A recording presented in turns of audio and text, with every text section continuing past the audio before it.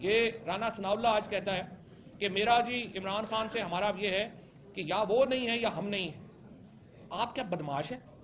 آپ پاکستان کی پالیٹکس کو کر رہے ہیں یا آپ یہاں پہ کوئی گینگ چلا رہے ہیں؟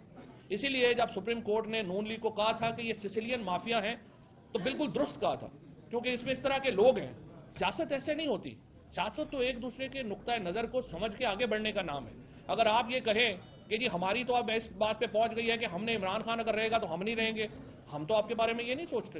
ہم تو سوچتے ہیں کہ اگر ہم بھی اقتدار میں آئیں گے تو آپ کو سیاست کا بھرپور موقع دیا جائے گا۔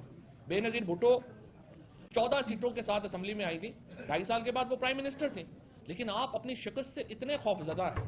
اور اب بے نظیر بھٹو کے جو بیٹے ہیں، جو بیسیکلی انہوں نے تو بھٹو کو ختم ہی کر دیا ہے، زرداری صاحبان نے، انہوں نے جو سیاست کی ہے یہ اب دیکھیے ایک سائیڈ کک بن گئے ہیں نون لیگ کی۔